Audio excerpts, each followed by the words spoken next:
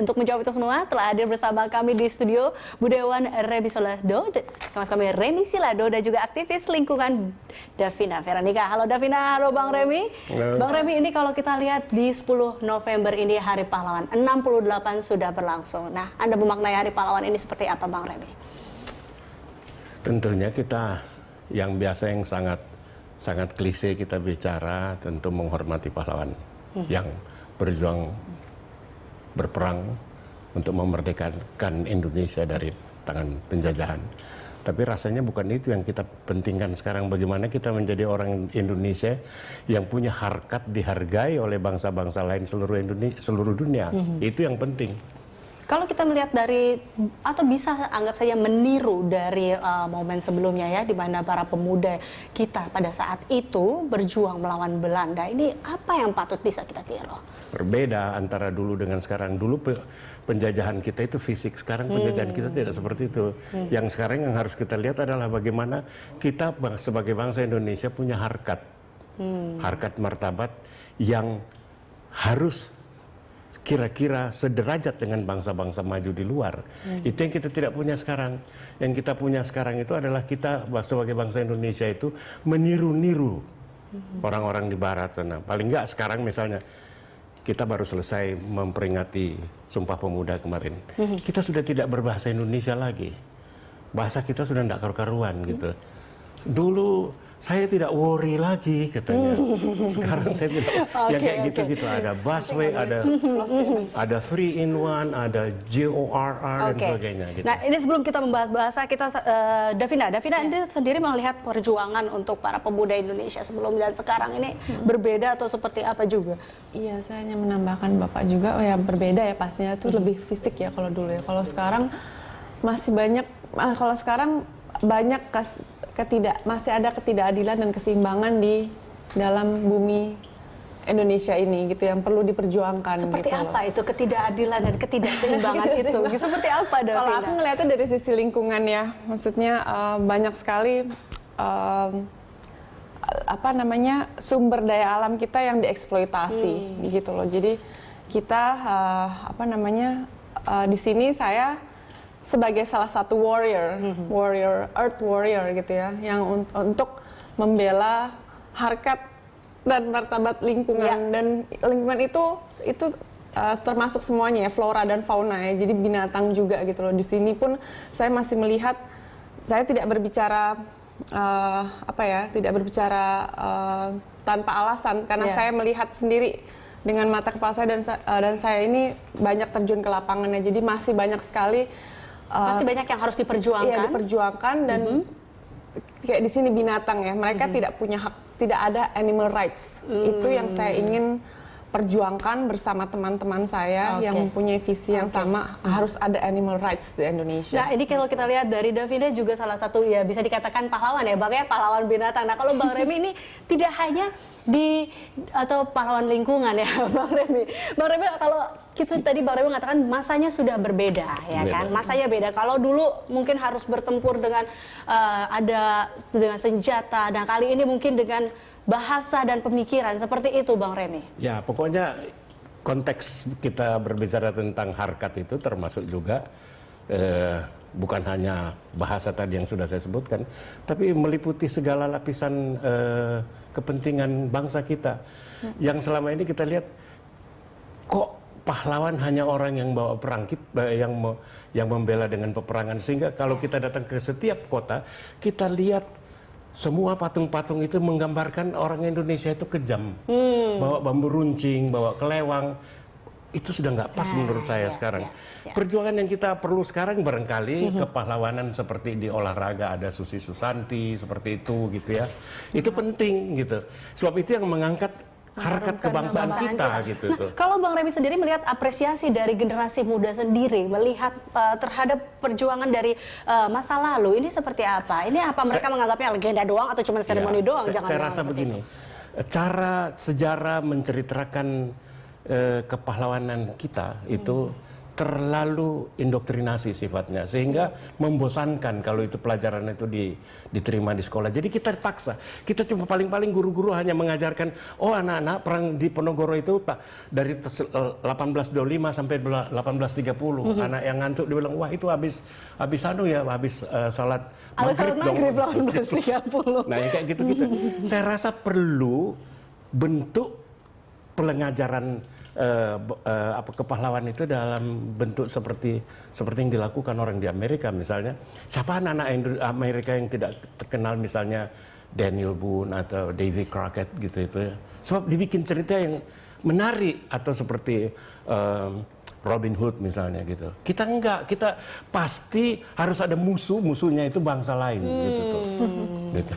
Jadi sebenarnya pahlawan itu tidak harus identik dengan musuh ya. Bisa sendiri musuh itu musuh diri kita sendiri atau lingkungan kita sekitar. Tetapi kan tidak seperti itu sekarang kalau kita menerjemahkan tentang peperangan melawan musuh, bukan seperti itu. Oke, Davina, ini apa yang memperjuangkan atau yang membuat Davina ingin sekali menjadi aktivis lingkungan ini, berjuang di dunia lingkungan dan hewan ini? Itu udah panggilan nurani aku sendiri ya, kayaknya aku pingin berbuat sesuatu, ingin memberi kontribusi kepada Indonesia, kepada bumi ini gitu loh. Jadi salah satunya ya aku kebetulan itu saya gabung di WWF Indonesia.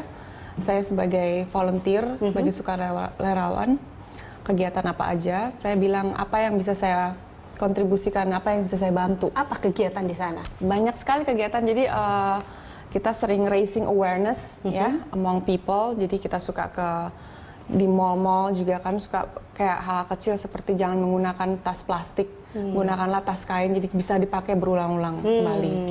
Terus saya juga sering diajak ke lokasi area konservasi di Indonesia. Saya melihat rusaknya hutan, sehingga saya bisa menceritakan pengalaman itu gitu, berbagi pengalaman juga kan. Apa perasaan yang melihat hutan itu rusak? Ya sedih lah ya, maksudnya karena Indonesia itu kan negara yang sangat kaya kan sumber daya alamnya, tapi dengan melihat kerusakan hutan yang begitu dahsyat itu it breaks my heart gitu ya. Of course semuanya mungkin juga gitu, maksudnya kok bisa sih gitu manusia mengambil tanpa memikirkan ke depannya lagi gitu loh. Karena kita kan hidup ini bukan untuk kita aja, untuk generasi mendatang juga kan. Kita sisakan dong untuk generasi mendatang. Dan di sini bukan buat kita saja gitu. Davina sebagai volunteer yang bukan ditunjuk ya, tapi aku nggak tunjuk. Aku menyerahkan diri dengan sukarela, akhirnya masuk ke ini ya. Dengan dedikasi saya, dengan komitmen saya, dan bertugas untuk memberikan tugas ini kepada masyarakat lebih luas ya. Passing the information to the Ini community. kalau pahlawan lingkungan dan hewannya, Bang Remy ini juga pahlawan sastra kalau menurut saya, gitu Bang, bisa dikatakan. Karena kalau saya lihat ini Bang Remy menulis bahasa sastra yang bisa dibilang ya banyak sedikit agak terlupakan ya Bang ya, karena tidak banyak anak remaja sekarang yang tidak mengerti dengan bahasa sastra Bang. Tanggapan Bang Remy? Ya karena sistem pendidikan kita keliru. Terlalu berat mungkin Bang? Enggak juga, ngawur gitu tuh. Jadi kita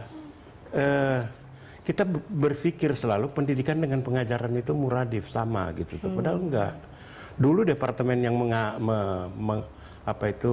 mengurusi masalah ini namanya PP dan K. Pendidikan dan pengajaran. Sekarang pendidikan tok, dan pendidikan sekarang ini kita tahu bahwa itu pembingkaian. Jadi tidak memberikan mahasiswanya gitu untuk berani berpikir berbeda dengan dosennya gitu kan. Nah, sistem pendidikan kita lihat juga cara tadi kita di sini ada istilah untuk dosen itu killer katanya gitu. Killer. Kan? Karena sistem pendidikan kita seperti begitu, seakan-akan bahwa yang dosen itu orang yang paling benar, tidak mungkin salah gitu.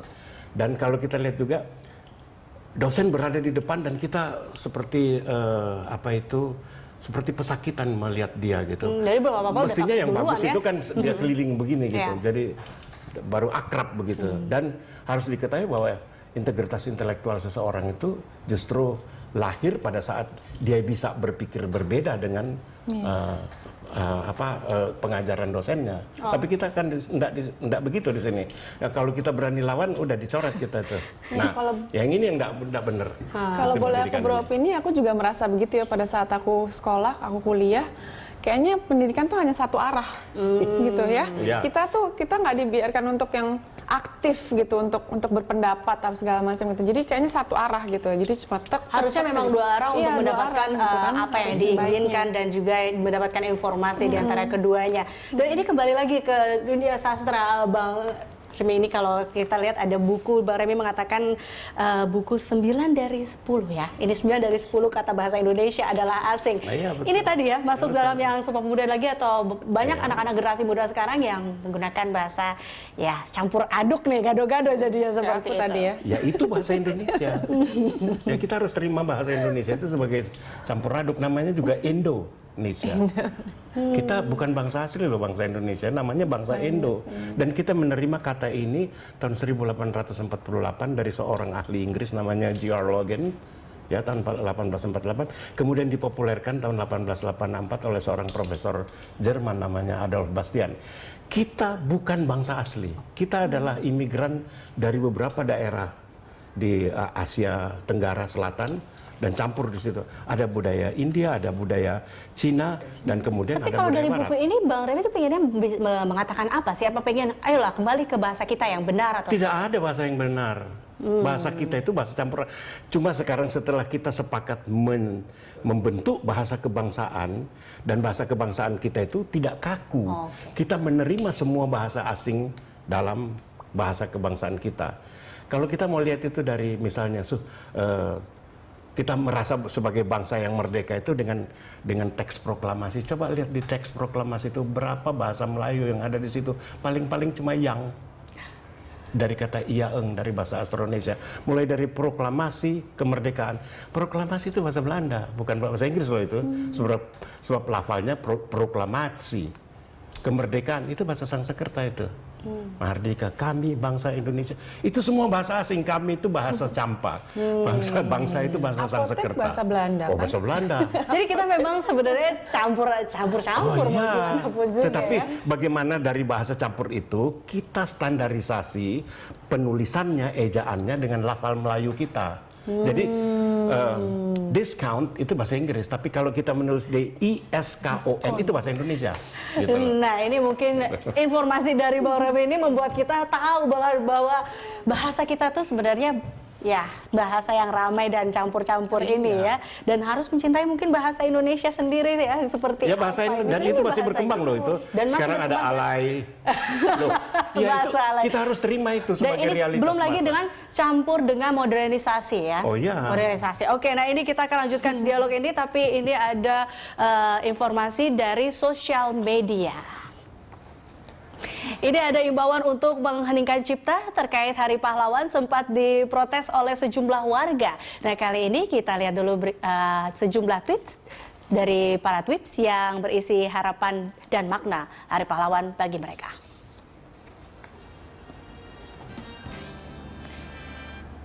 Ini ada kicauan dari Mario Teguh, @MarioTeguhPut, di mana tweetnya adalah politisi yang nggak korupsi itu pahlawan. Selamat Hari Pahlawan, #Indonesia Hebat. Ya, ini diharapkan untuk Hari Pahlawan ini supaya hilang juga ya koruptor-koruptor di Indonesia. Oke, ini berikutnya adalah tweet dari putra dari Abu Rizal Bakri, Anindya Bakri. Anin mentweet bahwa selamat Hari Pahlawan, bangsa yang besar adalah bangsa yang mengenang jasa para pahlawannya. Kemudian selanjutnya adalah dari politisi Partai Demokrat Irman Guzman dengan akunnya @IrmanGuzman_I_GJ ini ya. Ia berkicau bahwa setiap zaman pasti ada masalahnya dan setiap zaman pasti ada pahlawannya. Mereka bisa saja berganti-ganti tapi spirit mereka sama. Selamat Hari Pahlawan. Dan yang terakhir adalah dari mantan Ketua MK Mahfud MD. Mahfud MD memention followernya yang mengucapkan selamat Hari Pahlawan kepada dirinya, dan Mahfud MD pun mentweet, ya selamat Hari Pahlawan, mari kita warisi semangat dan pengorbanan para pahlawan.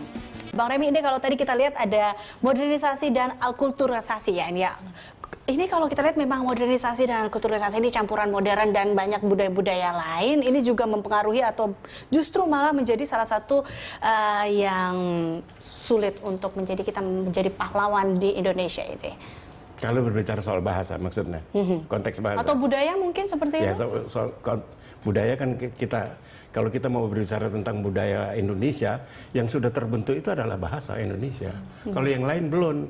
Kalau berarti kita tidak bisa menyalahkan anak-anak sekarang atau remaja muda sekarang yang menggunakan bahasa yang ya dari bahasa Indonesia campur bahasa Inggris ataupun bahasa-bahasa yang tadi bahasa alay itu juga tidak apa-apa. Itu perkembangan. Bukan berarti dia tidak mencintai bahasa Indonesia. Enggak. Jangan dilihat dari situ, sebab bahasa Indonesia kita bahasa yang sangat sosiologistik gitu ya. Sastra kita pun sebetulnya baru terbentuk sebagai bahasa Indonesia itu setelah tahun 50-an. Sebelumnya itu bahasa kita Melayu loh. Nah, setelah bahasa Indonesia itu ada sejumlah entry, sejumlah vokabuler yang lahir dari tatanan yang sosiologistik tadi gitu. Ya. Jadi misalnya kayak begini deh, yang gampang-gampang. Kalau kita baca kamus Muhammad Zain yang kemudian diperbaiki oleh Y.S. Badudu, di situ dia terangkan entry roti itu makanan orang berbudaya katanya. Dia tidak tahu bahwa roti itu cara ucap pedagang roti di Jakarta waktu itu, orang Betawi, yang mengucapkan bahasa Belanda dicampur i, jadi broti gitu. Balik lagi ya ini. Gitu. Ini kalau tapi Bang Rem, ini kalau banyak sekarang anak generasi muda ya, remaja-remaja muda yang salah untuk memperjuangkan sesuatu. Tanggapan Anda seperti apa? Enggak juga, sebab kita suka salah melihat generasi muda. Kita selalu melihat generasi muda dari pikiran tua kita gitu tuh. Anak muda itu bukan orang tua dalam bentuk badan yang kecil. Mereka masih berproses.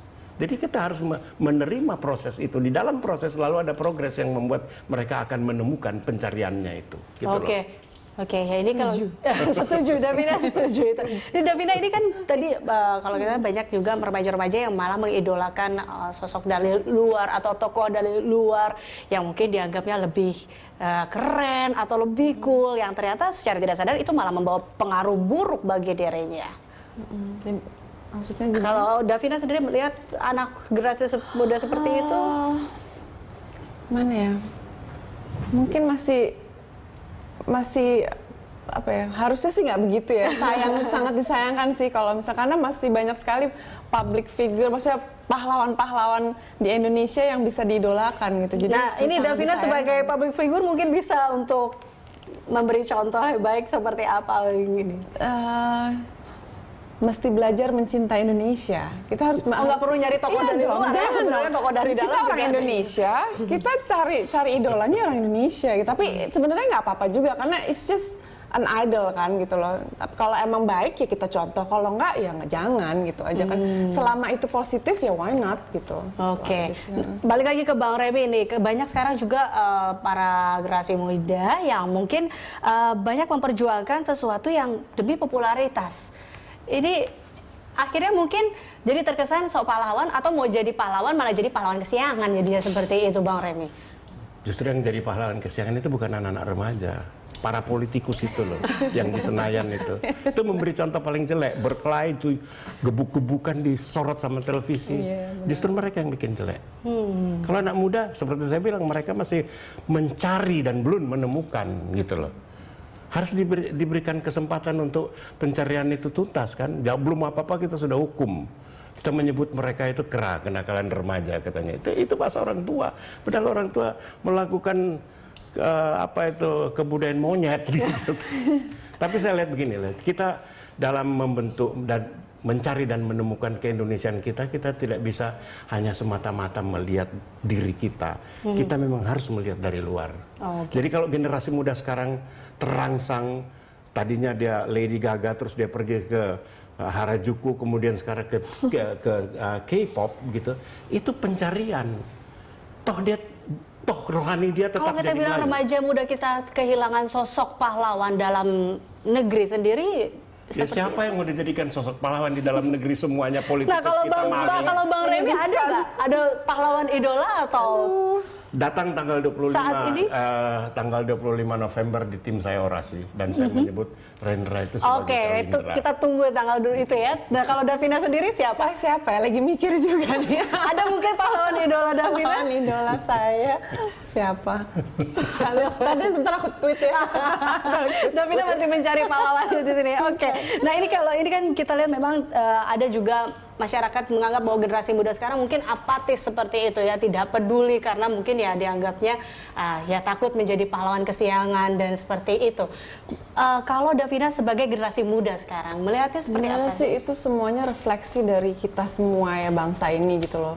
Nggak bisa dikotak-kotakin remaja atau yang kaum muda itu apatis.